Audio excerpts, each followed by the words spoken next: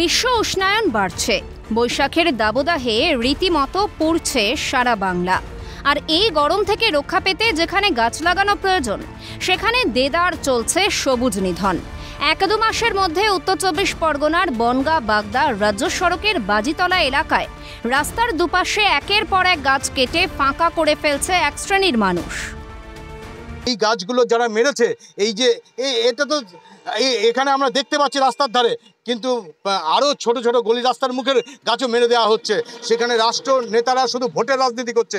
আমরা ভোটের রাজনীতি চাইছি না। আমরা প্রকৃতি না বাঁচলে, সভ্যতা না বাঁচলে ভোট করে কোনো লাভ হবে না।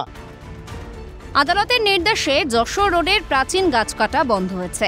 যে বা যারা সবুজ নিধন করেছে তাদের শাস্তির দাবি জানিয়েছে বৃক্ষপ্রেমীরা। বন দপ্তরকে মৌখিকভাবে জানায় স্থানীয় গ্রাম পঞ্চায়েত। পরবর্তীতে লিখিতভাবে জানানো হবে বলে জানান স্থানীয় পঞ্চায়েত প্রধান। আজ থেকে 20 দিন আগে যে গাছগুলো বেঁচে ছিল, সে গাছগুলো পরপর মারা যাচ্ছে। এই যে অজানা কারণ, আমার মনে হয় এই কারণে তদন্ত হওয়া উচিত। রাজস্থানের থেকেও আজকে আমাদের পশ্চিমবাংলায় তাপমাত্রা বেশি, বড় অসহ্যকর। কারণ মরুভূমির মানুষ, কিন্তু এটা আমাদের বুঝতে হবে, মরুভূমির মানুষ মরু অঞ্চল নষ্ট করে সেখানে কিন্তু গাছ লাগায়নি।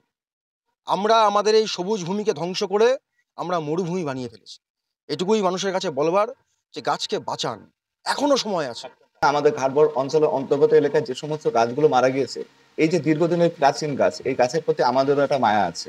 অবশ্যই গাছগুলো কিভাবে কেন মারা যাচ্ছে, সেই জন্য আমরা ইতিমধ্যে প্রাথমিকভাবেই বন দপ্তরকে আমরা মৌখিকভাবে এটা জানিয়েছি, এবং আগামী দিন আমরা লিখিত আকারে জানাবো এই গাছগুলো কেন মারা গেল, কিভাবে মারা যাচ্ছে। এবং সাথে সাথে যে গাছগুলো মারা গেছে সেগুলো তো আমরা ফিরে পাবো না।